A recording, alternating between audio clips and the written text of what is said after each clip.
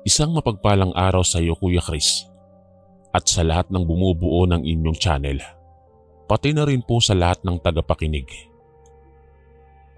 Naniniwala po ba kayo na ang mga aswang ay nakakasalamuha natin sa araw-araw nang wala tayong kamalay-malay? Hindi po totoong takot sila sa asin o sa bawang. Siguro ay allergy lang sa amoy ng nilulutong bawang ang masasabi kong totoo. Nagsisimba sila at kasapi ng iba't ibang sekta ng relihiyon. Tumatanggap ng komunyon at naglilingkod sa simbahan. Sana ay mapansin nyo ang kwento ko at maisaboses sa inyong channel. Itago nyo na lang po ako sa pangalang Ramsey. Taong 1979, nang isilang ako sa pangatlo sa aming magkakapatid. Ang dalawang nakatatanda sa akin na itago natin sa pangalang Kuya Elmer at Dino na matagal na pong yumao. 8 taon ako nang mamatay ang panganay namin sa edad na 13 at ganoon din ang pangalawa. Simula noon ay nagpalipat-lipat na po kami ng tirahan at nang sumapit ako sa 13 kaarawan, napansin ko ang mahigpit na pagbabantay sa akin ng mga magulang ko. Hindi ako maaaring gabihin sa daan, lalo na kapag papalapit na ang kabilugan ng buwan. Masamang-masama ang loob ko noon dahil gusto kong makipaglaro sa mga kaibigan ko ng taguan kapag bilog ang buwan.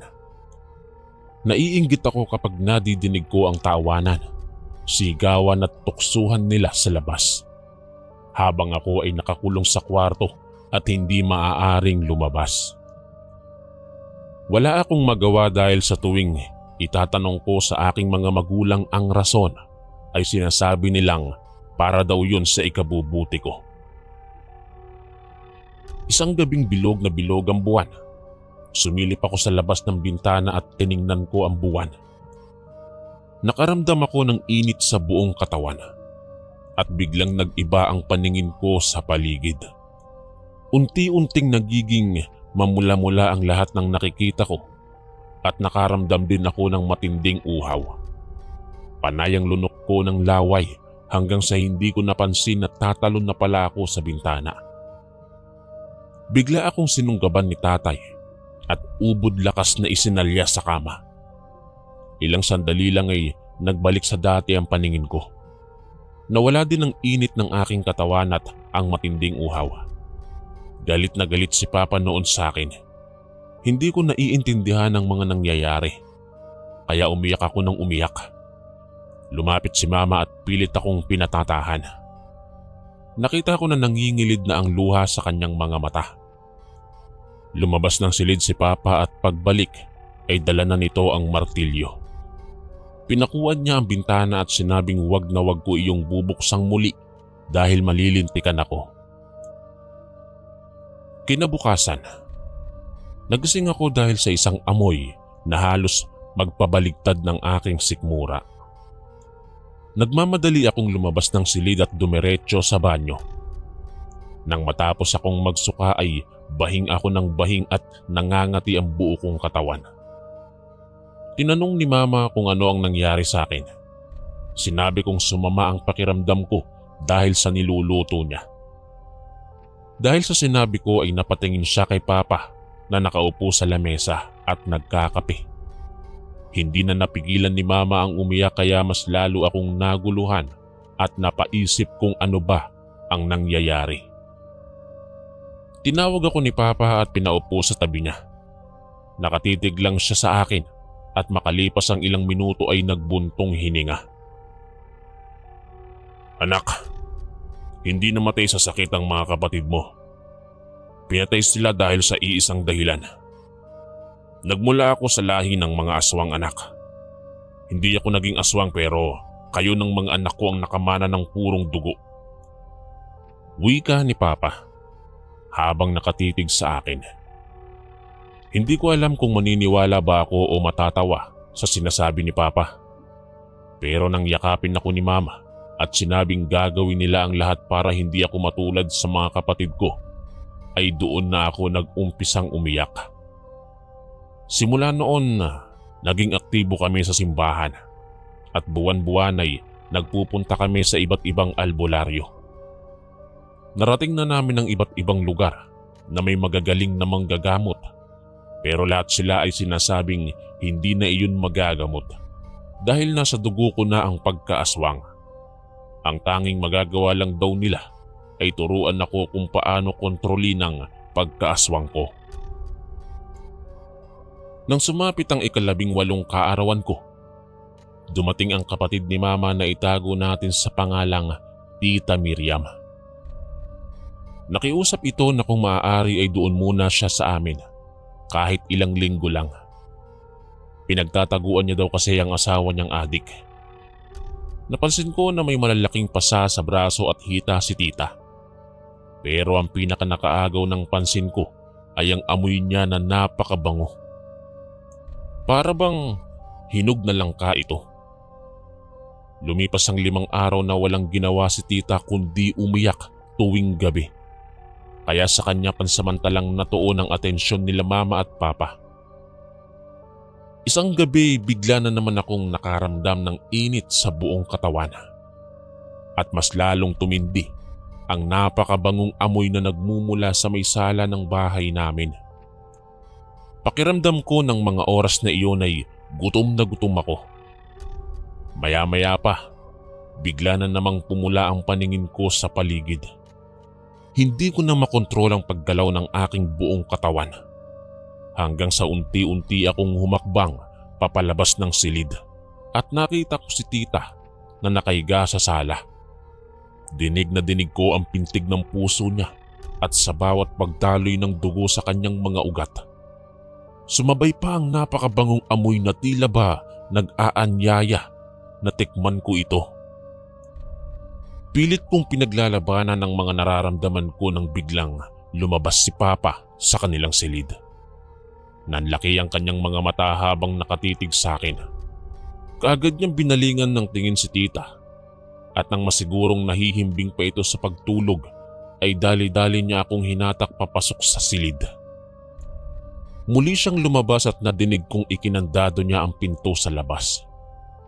Nang mga oras na iyon ay hindi pa rin mawala ang matinding gutom na nararamdaman ko kaya pilit kong binuksan ang bintanang pinakuan ni Papa. Mabilis ko yung nakalas at lumabas ako sa bintana. Nagsimula akong tumakbo palayo. Hindi ko alam kung saan ako pupunta. Huminto lang ako nang maramdaman ko ang matinding pagod. Tinukod ko ang aking 2 kamay sa magkabilang tuhod at habol hiningang nagpalingalinga sa paligid. Puro saradong kabahayan lang ang nakikita ko at walang katao-tao. Hindi ko alam kung nasang lugar na ako ng mga oras na yon. Nang medyo mabawasan ang nararamdaman kong pagod, ay naglakad-lakad ako. Ilang minuto lang ang nakalipas, may napansin akong 2 tao na makakasalubong ko. Dahil sa takot na baka masasamang loob ang mga ito, ay lumundag ako sa isang mababang bakod at nagkubli. Nang tumapat ang 2 tao sa kinaroroonan ko, ay biglang nagsalita ang isa sa mga ito. "Lumabas ka na riyan. Katulad mo, aswang din kami. Pero hindi kami masamang tao. Huwag kang matakot. Matutulungan ka namin sa problema mo." Wika ng isang may edad na lalaki. Dahan-dahan akong tumayo at nang makita ko ang mukha ng mga ito, ay bahagya akong nakahinga ng maayos. Isang kaedad kong batang lalaki at isang matandang lalaki na puti na ang lahat ng buhok ang nakatayo sa harapan ko. Itago natin sila sa pangalang Mang Vicente at Jomar. Kinausap nila ako at sinabing magkauri kami. Ipinaliwanag nila kung ano ang totoong nagaganap sa akin. Kaya doon ko naunawaan na hindi pa pala ganap ang aking pagkaaswang. Magiging ganap lang daw ito kapag nakatikim ako ng dugo ng tao. Nalaman ko rin na mag-ama silang 2. Inalok nila ako na kung gusto ko raw ay manatili muna ako sa kanila habang tinuturuan nila akong makontrol ang pagiging aswang. Hindi naman ako nakasagot kaagad dahil inaalala ko din ang aking mga magulang. Kaya nagpalipas lang ako ng magdamag kila Mang Vicente at kinaumagahan ay nagpasama ako sa kanila sa aming tahanan. Hindi nagpakita kila mama at papa ang mag-ama dahil maaari daw na iba ang isipin ng mga magulang ko kapag nakilala sila. Pagpasok ko sa loob ng bahay, naabutan ko sila papa na nagkakape sa lamesa kasama ang isang payat na lalaki. Bungi ang dalawang ngipin nito sa harapan at maiitim ang mga labi. Malikot ang nanlalaking mata nito at panay ang singhot ng patagilid. Nasa tabi nito si tita na halatang natatakot. Nagmano ako sa kanila at ipinakilala sa akin ni tita ang lalaki. Ito raw si David, ang kanyang asawa. Tumangulang ang lalaki at hinawakan ako sa ulo. Hindi ko alam kung bakit biglang nag-iba ang pakiramdam ko. Nagtayuan ang mga balahibo ko sa likod, mula pitan hanggang batok. Naramdaman ko rin na parang may kung anong puwersa ang namumuo sa loob ng aking katawan. Pagpasok ko sa silid, bigla na namang uminit ang buo kong katawan at hindi ako mapakali. Sa pagkakataong iyon, hindi ko alam kung ano ang nangyayari dahil iba ito sa pakiramdam ko kaysa nung una. Nahiga ako sa kama at maya-maya pa ay nakarinig ako ng sigawan. Nadidinig ko si tita na nagmamakaawang wag na siyang guluhin at hindi na siya sasama. Kaagad akong lumabas at naabutan kong hinahatak ng lalaki si tita sa kamay at pilit na isinasama paalis. Naglabas ito ng patalim at doon na kumilos si papa. Mabilis niya itong sinuntok sa muka. Bumagsak sa lupa ang lalaki. Tumalilis ito ng lakad at pagdating sa labas ng bakod ay nagbanta itong babalikan kami at kukunin si tita. Inireport nila mama at papa sa barangay at pulis ang nangyari. Kinagabihan, iyak pa rin ang iyak si tita at panayang hingi nito ng pasensya sa amin. Aalis na lang daw siya at baka madamay pa kami. Pero hindi pumayag si papa. Pagsapit ng gabi, muli na namang bumalik ang mainit na pakiramdam ko. Sa pagkakataong yon, kung ano-ano ang naririnig ko. Mga bulungan, tawanan, pag-iyak at kung ano-ano pa. Para bang nasa tabi ko lang ang mga ito. Dahil sa pagkairita, ay nahiga ako sa kama at tinakpan ng unan ang aking magkabilang tenga. Nakaidlip naman ako at pagsapit ng 12:00 ng gabi, nagising ako sa tindi ng init na nararamdaman ko. Tuyong-tuyo din ang lalamunan ko, kaya lumabas ako ng silid para uminom ng tubig. Maingat akong humakbang para hindi maistorbo sa pagtulog si tita. Pero biglang may sumakal sa akin mula sa likuran. Nabosesan ko yun kung sino. Ito yung asawa ni tita. "Huwag kang magkakamaling sumigaw kung ayaw mong mabutas ang lalamunan mo." Wika nito at naramdaman ko ang pagtusok ng matalim na bagay sa aking liig.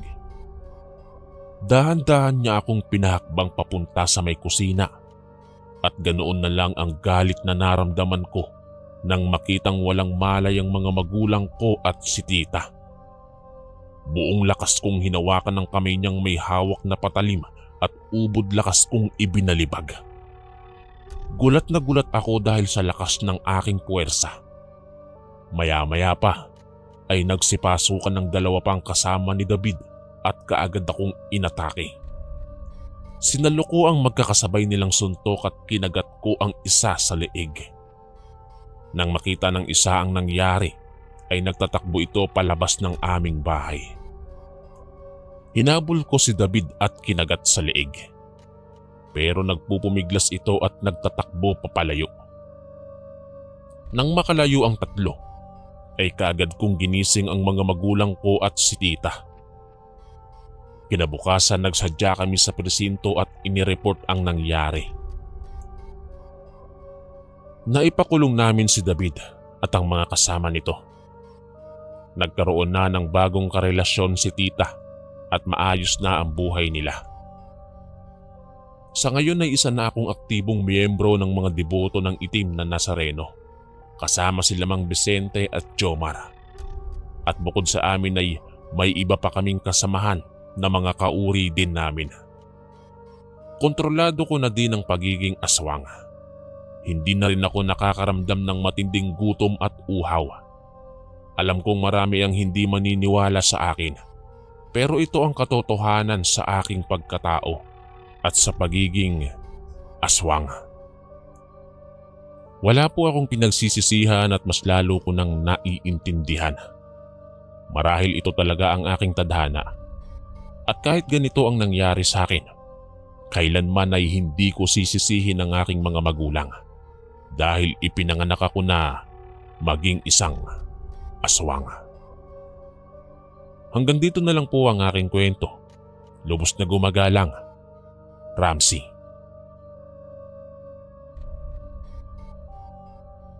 Magandang araw sa iyo, Kuya Chris, at sa lahat ng nakikinig sa channel mo. Ako nga pala si Lito, tubong Pangasinan, at kasalukuyang naninirahan ngayon dito sa Quezon City. Ang ibabahagi kong kwento sa inyo ay nangyari taong 1989. Nung nag-edad ako ng 15, ay batak na ang aking katawan sa gawaing bukid, kaya naman sa tuwing uuwi ako ay dinadaanan ko ang tindahan ng balot ni Mang Elmer at bumibili ako ng 5 piraso. Ito na rin ang ginagawa naming ulam kapag hindi nakapagluto ng ulam sa hapunan minsan. 70 anyos na si Mang Elmer pero malakas pa rin.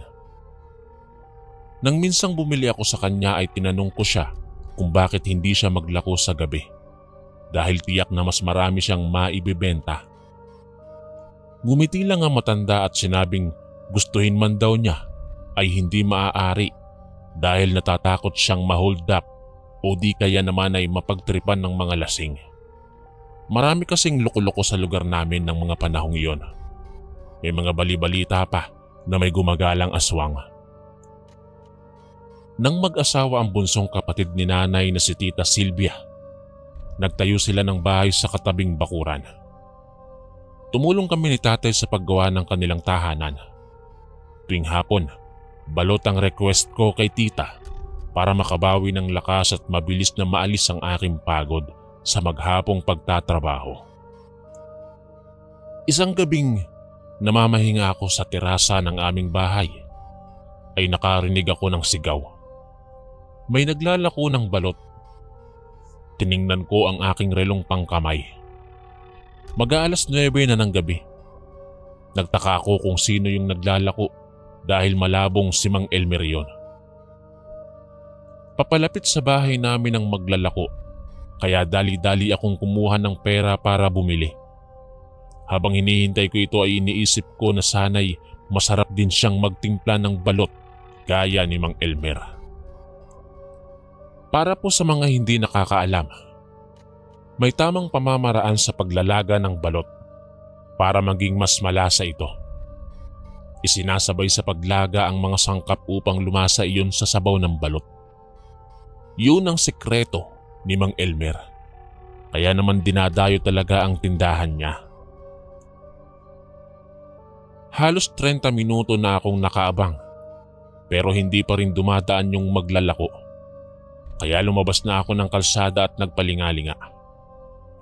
Nakita ko ang isang lalaking nakasuot ng sombrerong yari sa buli na may bitbit na basket. Tinawag ko ito at sinabing bibili ako. Hanggang papalapit ang lalaki ay unti-unti kong nakikita ang kanyang muka. Hindi siya pamilyar sa akin. Kaya naisip kong baka taga-ibang baryo at napadpad lang sa lugar namin. Nang tumapat ito sa bahay nila Tita Silvia, ay bigla itong huminto at tumitig sa bahay ng tiyahin ko. Napakunot ako ng noo dahil wala namang tao sa labas ng bahay nila tita. Muli ko itong tinawag at sinabing bibili ako. Paglapit nito sa akin ay napapahid ako sa ilong dahil sa kakaibang amoy na nagmumula sa kanya. Malansa na medyo mapanghi ang amoy ng maglalako. Hindi na sana ako bibili pero naawa ako sa lalaki dahil nakayapak lamang ito at mukhang madami pang laman ng kanyang basket. Bumili ako ng 3 pirasong balot. Nang iabot niya sa akin ang binili ko ay wala itong suka at asin. Manong, wala po ba kayong suka at asin? Tanong ko sa maglalako.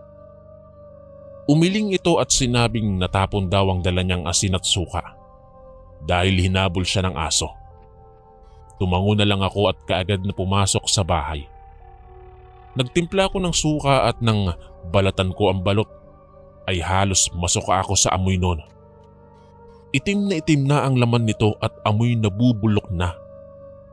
Pinagmumura ko yung maglalako dahil sa ibinigay niyang bulok na balot sa akin.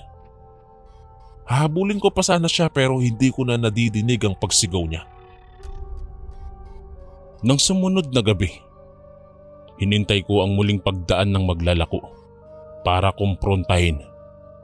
Pero hindi ito dumaan. Inis na inis ako kaya tinanong ko si Mang Elmer kung kilala ba niya yung naglalako ng balot kapag gabi. Nagulat pa ang matanda at sinabing hindi. Wala siyang kilalang naglalako tuwing gabi. Lumipas ang 2 linggo, pati ang ibang kabaryo namin ay nakabili rin ng bulok na balot sa maglalako. Kaya naman ay hindi lang ako ang naghihintay dito. Naging usap-usapan ito sa bawat umpukan dahil hindi rin pamilyar sa kalugar ko ang lalaking maglalako. Nang sumunod na linggo, sa isang nakunan ang mga buntis sa lugar namin. Nakaramdam ng takot si Tita Silvia dahil nagdadalang tao na rin ito. Nang minsang nadinig kong muli ang sigaw ng magbabalot, ay dali-dali akong lumabas at hinintay itong dumaan sa tapat namin.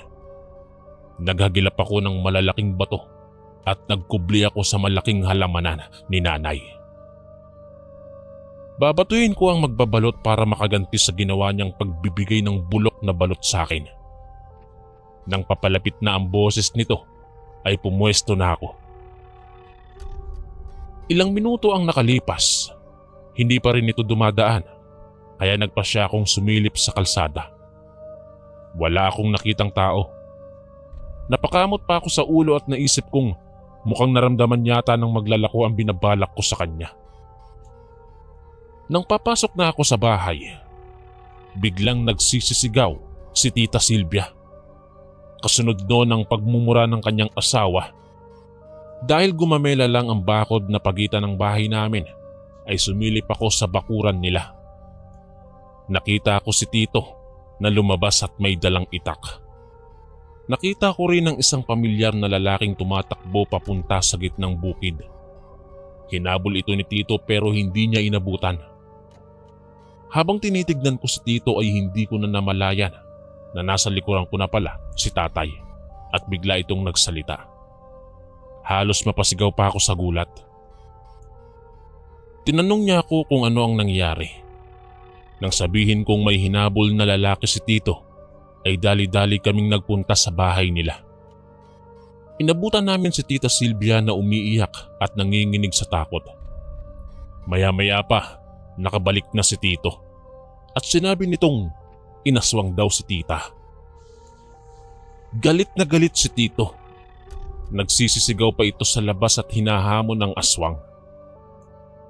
Pinakalma siya ni tatay dahil nakabubulahaw na sa mga kapitbahay. Nang gabing yun, Kuya Chris, ay nagbantay kaming 3 sa pagbabalik ng aswang pero hindi na ito nagpakita. Kinabukasan, nanguha ng mga kawayan sila Tito at tatay. Tinulisan nila ito at inilagay sa mga bintana ng bahay. Ibinigay din ni tatay ang itinatago niyang buntot pagi. Mabisa daw kasi itong panlaban sa mga aswang. 3 gabi ang nakalipas, hindi pa rin kami tumitigil sa pagbabantay. Pero walang pagpaparamdam. Nagpasya si tatay na doon muna ako patulugin kila tita para may makakatulong si Tito sa pagbabantay. kung sakaling bumalik ang aswang. Isang gabi, narinig ko na naman yung sigaw ng maglalako ng balot. Naalala ko na naman yung bulok na balot na nabili ko kaya sumilip ako sa bintana para tignan at siguraduhin ito rin yung maglalakong nabilhan ko.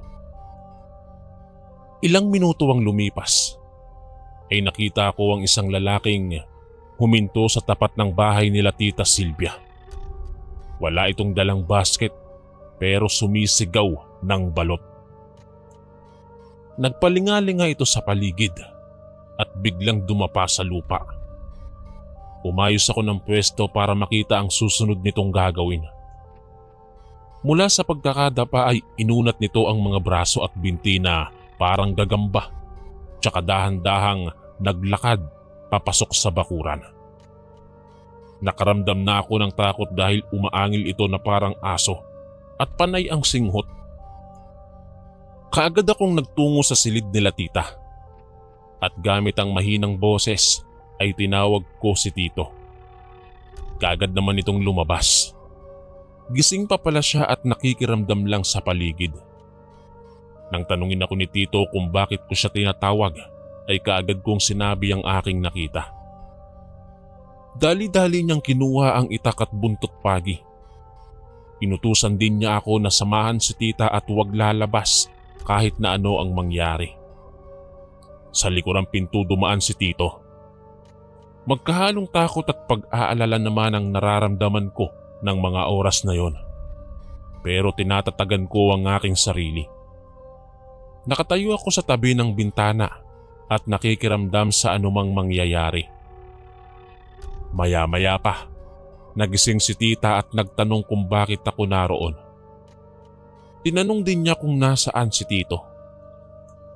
Sumenyas ako sa kanya na huwag maingay at pabulong kong sinabi na nasa labas ang aswang.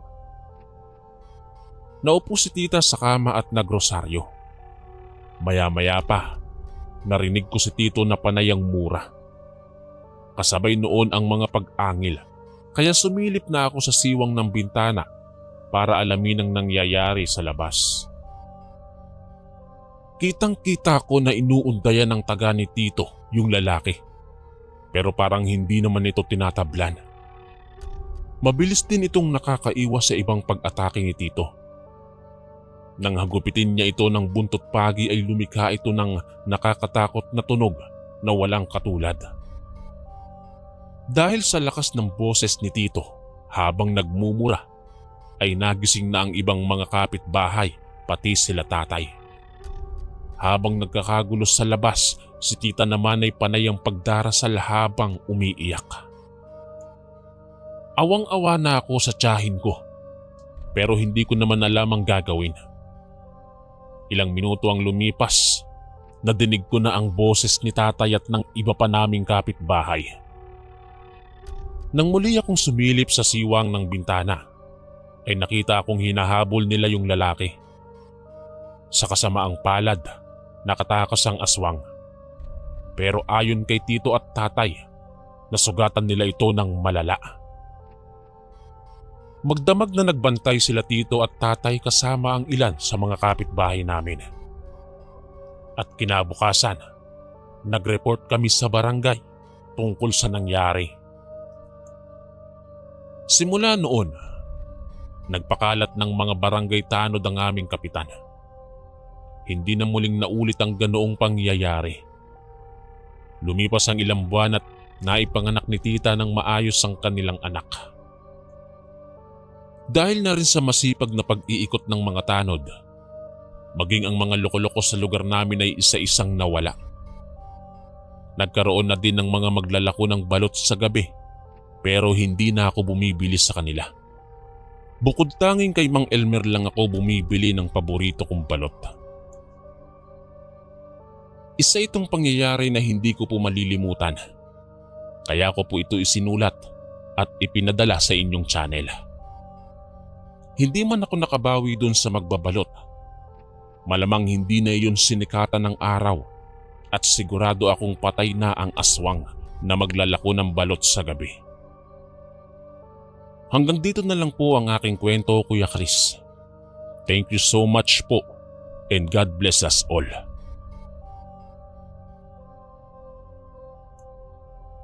Magandang araw sa iyo Kuya Chris at sa lahat ng inyong butihing mga tagapakinig.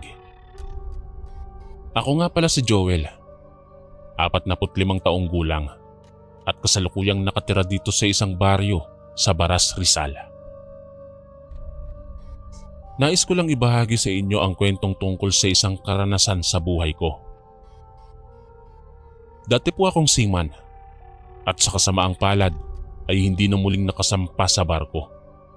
Dahil sa isang karanasan na kahit pa yata ay mag-ulyanin na ako ay hindi ko po makakalimutan.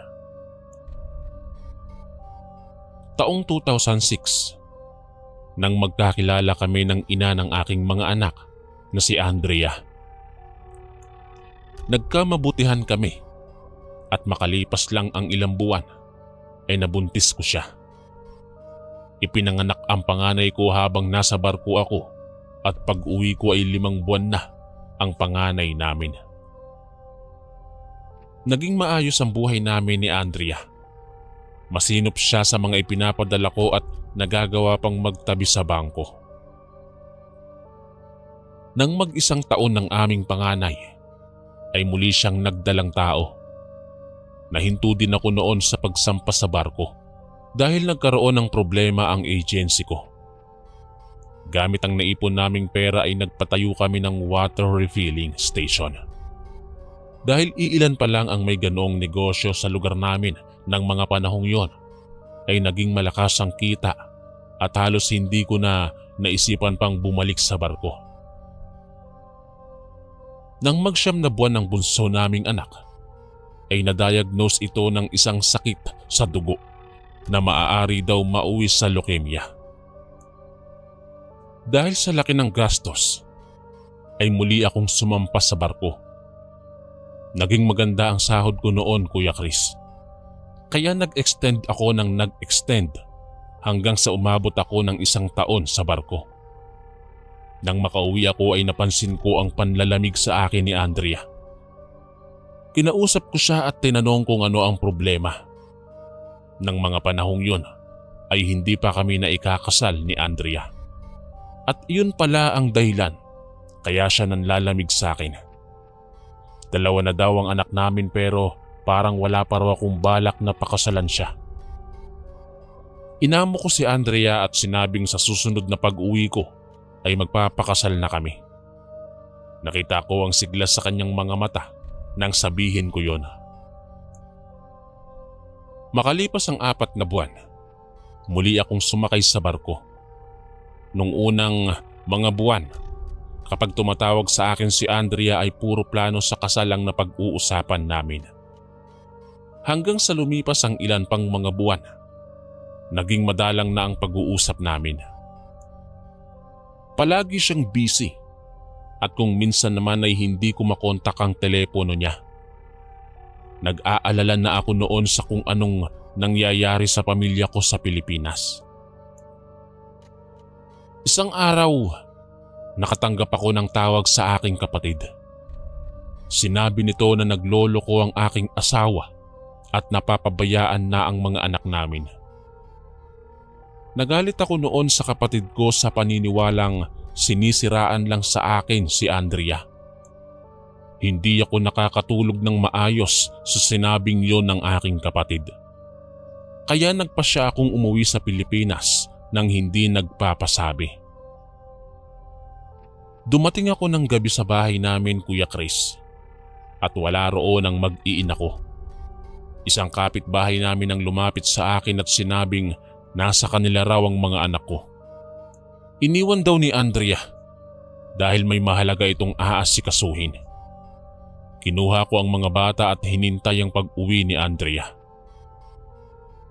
3:00 ng madaling araw, isang sasakyan ang huminto sa harap ng bahay namin. Sumilip ako sa bintana para tignan kung sino yon. Nakita ko si Andrea na bumaba sa sasakyan, kasunod ang isang lalaki. Bago pa pumasok sa gate ang asawa ko, ay kitang-kita ko na naghalikan sila nung lalaki. Parang madudurog ang puso ko ng oras na yun, Kuya Chris. Hindi ko alam kung ano ang magiging reaksyon ko. Pagpasok ni Andrea sa pintuan ay gulat na gulat ito nang makita akong nakaupo sa sopa. Kaagad ko siyang tinanong kung gaano na niya ako katagal na niloloko. Hindi siya umimik at bigla na lang humagulgol ng iyak. Lumuhod siya sa harap ko at nagmamakaawang patawarin ko na siya. Dahil sa pagmamahal ay pinatawad ko siya. Lumipas ang 2 linggo, nalaman ko na buntis pala si Andrea at ibang lalaki ang ama. Dito na ako nagdesisyon na palayasin siya ng tuluyan at tapusin ang relasyon namin. Nakailang ulit pa siya ng paghingi ng tawad, pero hindi ko na siya kayang patawarin. Lumipas ang 2 buwan, isang sulat ang dumating sa akin. Imbitasyon yun sa barangay tungkol sa kustodiya ng aming mga anak. Humarap si Andrea kasama ang lalaking nakabuntis sa kanya. Dahil na rin sa matibay na ebidensya, ay nanatili sa akin ang pangangalaga sa mga anak namin. Nakailang ulit pa ang paghaharap namin pero walang nagawa si Andrea. Makalipas ang 5 buwan, tuluyan na siyang tumigil sa pangungulit sa akin. Nalaman ko na umuwi ito ng probinsya kasama ang lalaking nakabuntis sa kanya. Dito na din ako nag-umpisang makaramdam ng mga kakaiba sa aking katawan. Hirap na hirap ako sa pagtulog dahil sa pagkirot ng kaliwang mata ko na parang may kung anong kumikislot-kislot sa loob. Nagpatingin na ako sa kung saan saang ospital pero walang nakikitang anumang sakit o parasite. Hanggang sa unti-unting lumabo ang paningin ko sa kaliwang mata ko. Lumipas pa ang 2 linggo at nahirapan naman akong kumain pero napansin kong dahan-dahang lumalaki ang aking tiyan. Ayon sa ilang doktor, ay schistosomiasis daw ang dahilan ng paglaki ng aking tiyan. Isang uri daw ng parasitic worm na maaaring nakuha ko noon sa pag-inom ng tubig sa mga bansang dinadaungan ng aming barko. Dahan-dahan nang namamaga ang aking kaliwang mata at nag-umpisang labasan ng mga nana. Unti-unting naubos ang ipon ko dahil sa mahal ng check-up at mga gamot. Pero imbis na gumaling ako, ay parang mas lalo pang lumala ang karamdaman ko. Hindi na rin ako makalakad dahil lumiit ang aking mga binti at napakabigat ng aking tiyan. Nang dalawin ako ng bunso kong kapatid, ay sinabi nitong albularyo na ang kailangan ko at hindi doktor. Dinala nila ako sa isang kilalang manggagamot sa bandang Rizal. Pero tinanggihan na ako dahil malakas daw na mambabarang ang may gawa nun sa akin. Muli kaming naghanap ng albularyo at isang taga Quezon Province ang inirekomenda ng huling albularyong pinuntahan namin. Wala kaming inaksayang oras. Kaagad kaming bumiyahe sa pag-asang gagaling ang sakit ko. Pagdating namin sa address na ibinigay sa amin, ay isang matandang babaeng nagpakilalang Nana Sela ang kumausap sa amin. Kaagad niya kaming pinapasok. Hinawakan ako sa magkabilang pulso at pinahira ng langis ang aking noo. Tsaka nilapatan ng papel at pagkatapos ay bumulong ito ng mga salita. Ilang minuto pa ay ipinakita sa amin ng matanda ang imaheng bumakas sa papel. Mukha ng isang babae. Gulat na gulat kami ng kapatid ko nang sabihin ng matanda na asawa ko raw ang bumabarang sa akin. Tinanong kami ni Nana Sela kung ano ang gusto naming gawin. Kung ibabalik ba ang ginawang barang sa akin o papatayin ang mambabarang. Nagkatinginan kaming muli ng kapatid ko at ako na mismo ang nagsabing ibalik na lang sa mambabarang ang ginawa sa akin. Naglabas ang matanda ng isang botelyang punong-puno ng kung ano-anong ugat at tipak ng kahoy. Habang tinitignan ko ang botelyang inilabas ng matanda ay napapaisip ako kung paano naipasok ang malalaking tipak ng kahoy sa loob nun, samantalang halos kasing laki lang ng pakong D4 ang butas nito. Pinahiga ako sa isang papag na yari sa kawayan at sinabing tiisin ko raw ang sakit na aking mararamdaman. Nag-umpisang mag-usal ng mga salita ang matanda at saka nagsindi ng 2 puting kandila. Kinuha nito ang botelya at inalog-alog ito. Nang itapat ng matanda sa kanyang palad ang butas ng botelya ay may tumulo ditong langis. Gulat na gulat ako dahil wala namang ibang laman ng botelyang yon kundi mga ugat at tipak ng kahoy lang. Ipinahid ni Nana Sela ang langis sa aking tiyan at kaliwang mata. Ang sumunod ay isang madiing paghilot ang ginawa nito. Halos himatayin ako sa sobrang sakit na aking nararamdaman. Pero tiniis ko yon. Maya-maya pa, nagpakuha ng palanggana ang matanda at inilagay iyon sa ilalim ng papag na hinihigaan ko. Pinahinga niya ako ng malalim at biglang idiniin ang aking tiyan. Halos mapasigaw ako sa sobrang sakit. Nang iangat ni Nana Sela ang kanyang mga kamay, ay unti-unti akong nakaramdam ng ginhawa. Ang sumunod naman ay ang kaliwang mata ko ang kanyang piniga. Mula doon ay naglabasan ng maliliit na uod. Napakabaho din ng likidong lumalabas dito. Naglabas siya ng mga kakaibang dahon at muling nagsali ng langis sa kanyang palad. Ipinahid iyon sa mga dahon at itinapal sa aking mga mata at tinalian ng puting tela. Unti-unting nawala ang mga kumikislot-kislot sa loob ng mata ko, Kuya Chris. Matapos iyon ay pinaupo ako ni Nana Sela at kinausap kaming magkapatid. Kung maaari daw ay manatili muna kami roon ng ilang araw upang tuluyang mawala ang ginagawang barang sa akin. Ayon dito ay balak talaga akong patayin ng aking asawa. Muli kaming nagkatinginan ng kapatid ko at nang hatakin ng matanda ang palanggana sa ilalim ng papag ay nangilabot ako sa laman nito. Halos mga lahati sa itim na likido na may maliliit na uod ang laman nito. Naging payapa ang pagtulog ko kinagabihan. Hindi na ako nakaramdam ng pananakit at pagkirot ng aking mata at tiyan. Kinabukasan, tinanggal na ni Nana Sela ang nakatapal na dahon sa aking mata at gulat na gulat kami ng kapatid ko dahil umimpis na ito. Naimulat ko na rin ang aking mata pero hindi na ito nakakakita. Ayon sa matanda ay permanente na ang pagkabulag ko dahil sa mga uod na namahay dito.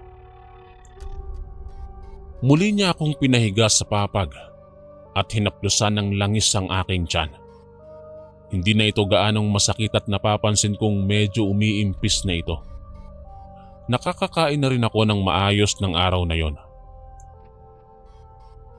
Nang ika-4 na araw, sinabi ni Nana Celia na magaling na ako. Naalis at naibalik na niya ang barang sa may gawa nito. Nang tanungin ko siya kung magkano ang ibabayad namin, ay umiling ito at sinabing bilhan ko na lang siya ng alak. Hindi ako makapaniwala dahil sa dami ng doktor na pinuntahan ko ay hindi ako napagaling at halos naubos na ang naipon at mga ipinundar ko. Pero hindi ako siningil ni Nana Sela kahit piso. Bago kami umuwi ay nag-iwan ako ng 5,000 piso sa lamesa ni Nana Sela nang hindi niya napapansin. Nang makabalik kami ng Manila na medyo malaki pa ang tiyan ko pero nakakalakad na ako ng paunti-unti hanggang sa lumipas ang 3 buwan at muling nanumbalik ang dati kong lakas at sigla. Nagpatuloy lang ako sa pagtaguyod ng aking pamilya. Kinalimutan ko na si Andrea at ang lahat ng ginawa niya sa akin. Ipinagpasa Diyos ko na lamang ang lahat at bahala na ang karma ang maningil sa kanya. wala na rin akong balita kay Andrea at sa bagong kinakasama nito. Kung nasaan man siya ay wala na rin akong pakialam. Sa ngayon po ay nagkaroon ako ng isang magandang negosyo. Bukod sa pagiging tricycle driver ko, napalago ko ito hanggang sa makabili ako ng bagong bahay dito sa Taguig. Dito ko na rin nakilala ang bago kong kinakasama na si Kate. Tanggap naman siya ng aking 2 anak at hindi nagtagalay, nagkaroon din kami ng isa pang anak na pinangalanan kong Ruby. Isang pangyayari sa aking buhay ang hindi ko po malilimutan. Isang aral ang nagpabago sa aking pananaw. Isang kahindik-hindik na karanasan na ang aking nasaksihan na muntik nang pumatay sa akin dahil pinabarang ako ng aking dating asawa. Hanggang dito na lang po at maraming salamat sa pagbabasa ng aking kwento. Muli, ako po si Joel, ang inyong kaistorya.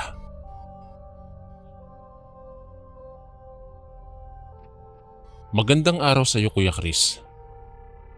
Ako nga po pala si Brent. Ibabahagi ko po ang kwento ng aking lolo na isang magaling na albularyo noong kapanahunan niya.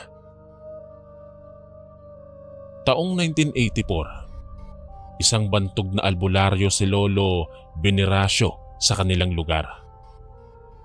Kilala siya sa tawag na Mang Benny. Naipasa pa ng aming mga ninuno ang mga kaalamang ginagamit niya.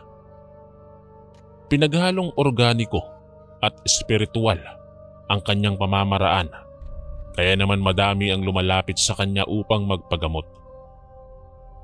Sa kabila ng kanyang edad na 58, matipuno pa rin ang pangangatawan nito at maliksikong kumilos. Magkahalong itim at puti na ang kanyang buhok, pero palagi itong nakaayos at lapat na lapat sa init dahil sa pumada. Isang partikular na araw, abalang nanggagamot noon si Lolo Benny nang may isang sasakyan ang huminto sa harapan ng kanyang bahay. At mula rito ay ibinaba ng 2 lalaki ang isang higaang dibuhat. Nakahiga doon ang isang babae. Lumapit ang isa pang lalaking matipuno at mababakas na may kaya sa buhay. Itinaas ni Lolo Benny ang kanyang kamay. Senyales na bigyan siya ng sandaling oras. Tumango naman ang lalaki at nanatiling nakatayo habang hinihintay. Ilang minuto lang ang lumipas. Tumayo si Lolo Benny at nilapitan ng lalaki.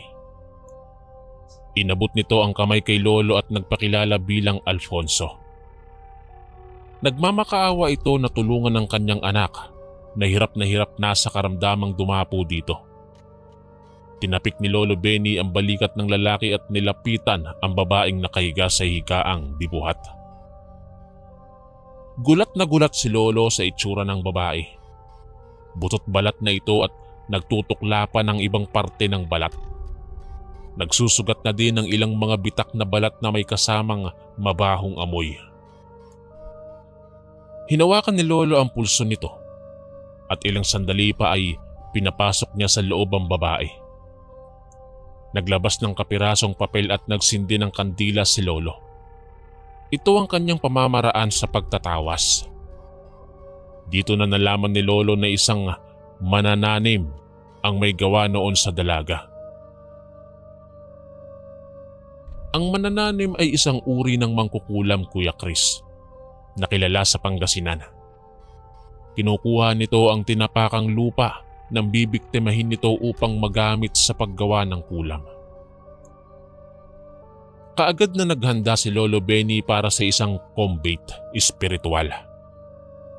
Dahil na rin sa sitwasyon ng babae, sinabi ni Lolo na hindi kakayanin ng katawan nito ang pagpapasapi ng espiritu ng mangkukulam. Kaya naman kinausap nito si Alfonso upang ito ang maging medium. Pumayag naman ang ama at inumpisahan nila ang pagtawag ng espiritu ng mangkukulam. Pinaupo ni Lolo sa isang silya si Alfonso at nag-umpisang mag-orasyon. Ilang sandali lang at biglang nag-iba ang itsura ni Alfonso. Naging mabalasik ang tingin at nag-iba ang boses. Akmang magwawala sana ang lalaki pero maagap na nakapag-usal ng pamakong orasyon si Lolo Benny. Galit na galit ang nakasapi pero wala itong magawa. Dahil hindi ito makakilos o makatayo man lang sa kinauupuang silya. Nag-umpisang magtanong si Lolo Benny kung ano ang dahilan ng panggagambala ng mangkukulam sa babae. Sa halip na sumagot ay tumawa lang ng tumawa ang nakasapi at sinabi nitong nag-aaksaya lang ng oras si Lolo. Muling nag-usal ng mga orasyon si Lolo Benny at inihip yun sa hintuturo at inilapat sa tagiliran ni Alfonso. Namilipit ito sa sakit at nagmamakaawang tigilan na dahil nasasaktan siya. Hindi naman nakinig si Lolo Benny at muli itong nagtanong kung bakit nito ginagambala ang babae. Dito na sumagot ang nakasapi. "Ganti!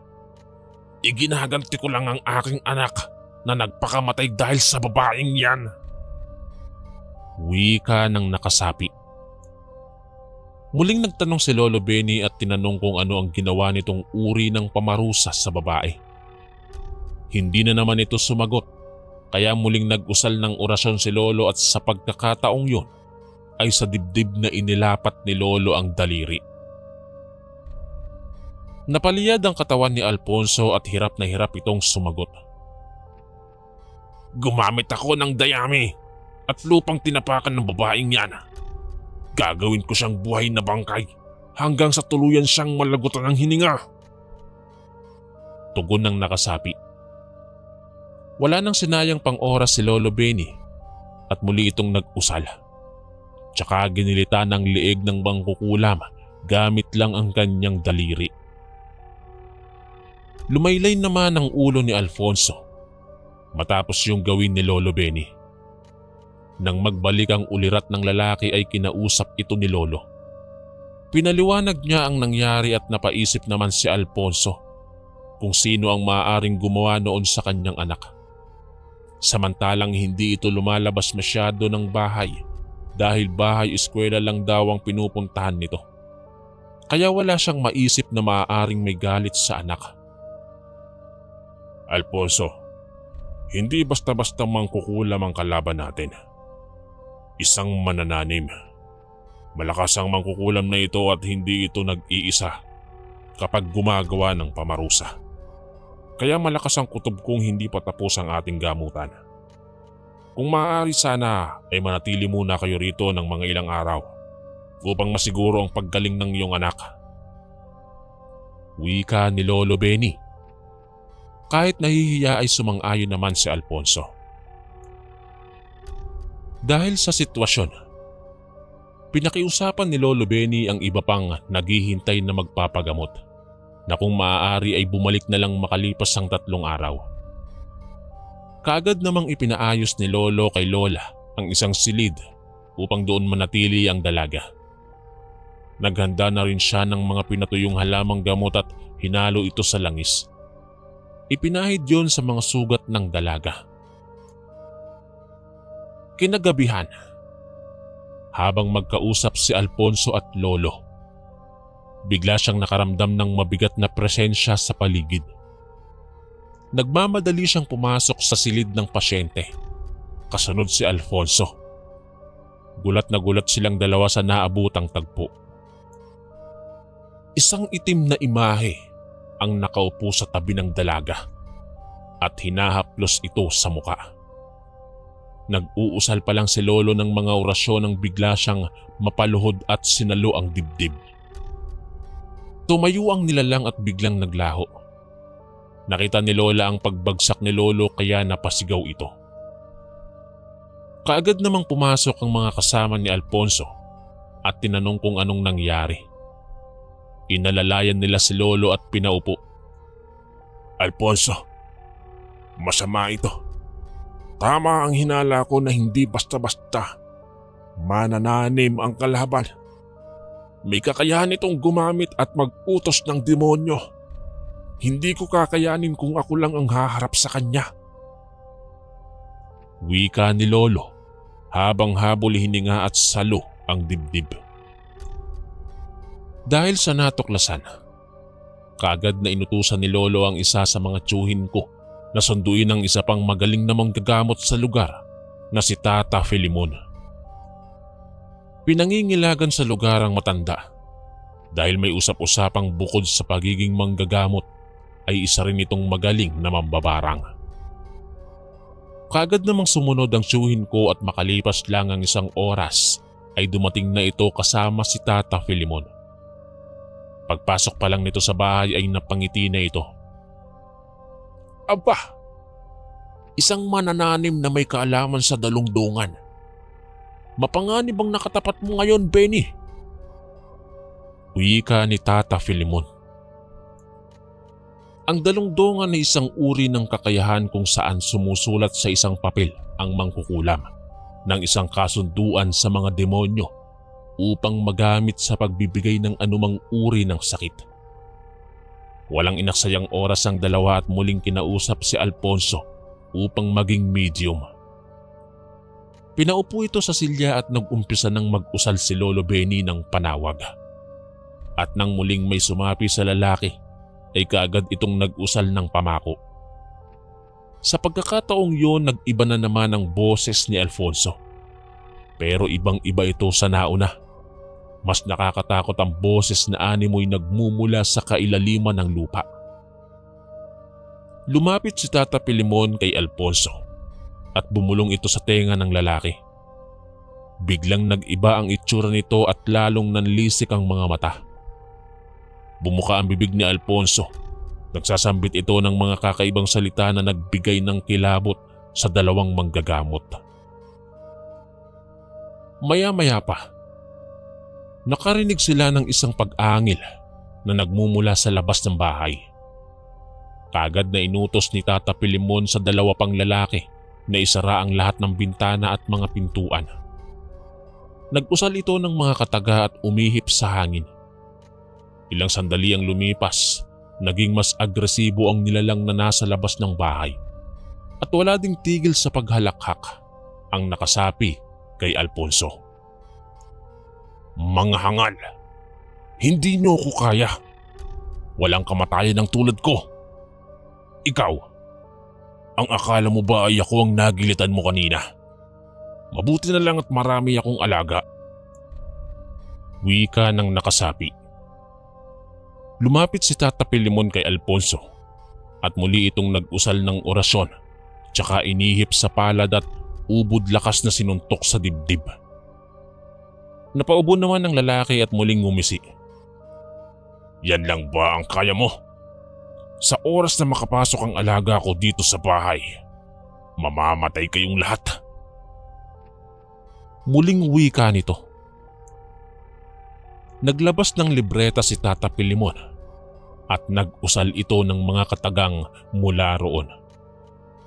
Nakaramdam ng sobrang bigat na presensya si Lolo Benny at nagtayuan ng lahat ng balahibo niya sa katawan.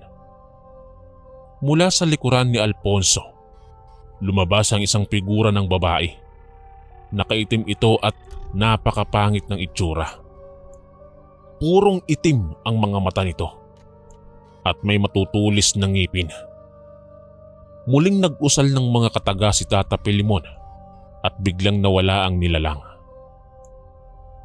Ilang minuto lang ang lumipas at biglang umangil ng napakalakas ang nilalang na umaaligid sa labas ng bahay hanggang sa tuluyan na itong maglaho. Muling lumapit si Tata Filimon kay Alfonso. Hindi ka pa ganun kalakas. Hindi mo kayang talunin ng isang mamalarang. Ngayong wala na ang ipinagmamalaki mo, ikaw naman ang haharapin namin. Wika ni Tata Filimon at ikinumpas nito ang kamay bilang hudyat na si Lolo Benny na ang bahala sa lahat. Kaagad na lumapit si Lolo kay Alfonso at sa pagkakataong yon ay naglabas siya ng isang medalyon na yari sa itim na kahoy. Hugis at sulok ito na may matang nakaukit sa gitna. Inilapat ni Lolo Benny sa noo ni Alfonso ang medalyon at muli itong nag-usal ng mga orasyon. Biglang nagwala si Alfonso at namilipit ito na tila ba nahihirapan. Nagpakawala pa ito ng isang malakas na sigaw at biglang nanlupaypay ang ulo. Dahil sa nangyari nung una, siniguro na ni Lolo Benny na hindi na muli pang makakatakas ang mangkukulam at muli itong nag-usal ng mga orasyon tsaka paulit-ulit na ginilitan ang liig. Ilang minuto ang lumipas. Muling gumaan ang presensya sa paligid. Nang magkamalay si Alfonso, nakarinig sila ng isang boses na nagmumula sa loob ng silid ng pasyente. Laking gulat nila nang makitang nakaupo na ang dalaga. Patakbong lumapit si Alfonso sa anak at niyakap ito. Walang tigil sa pagpapasalamat sa dalawang manggagamot si Alfonso. Dahil naman sa pagod ay napaupo na lang si Lolo Benny at napabuntong hininga. Tinapik naman siya sa balikat ni Tata Pilimon at nagpaalam na itong uuwi na. Lumipas pa ang 3 araw. Unti-unting natuyo ang mga sugat ng dalaga. Nakakakain na rin ito ng maayos at medyo nakabawi na ang katawan. Bago umalis ang mag-ama sa bahay ni Lolo, nag-abot ito ng malaking halaga pero tinanggihan yun ni Lolo. Kahit anong pilit ay walang nagawa si Alfonso. Dahil sa nangyari, naging matalik na magkaibigan si Lolo Benifacio at si Tata Pilimon. Nagpalitan sila ng mga kaalaman at naging mas magaling pang manggagamot si Lolo. Pumanaw silang dalawa sa magkasunod na taon. Dala ang kani-kanilang kaalaman. Wala na kasing sumunod pa sa yapak ni Lolo Benny. Hanggang dito na lamang po at maraming salamat po. Maraming salamat po mga kaistorya sa pakikinig. At kita-kits po ulit bukas para sa isa na namang nakakatakot na kwento. Ito po si Kuya Chris, ang inyong kaistorya. God bless po at ingat po lagi.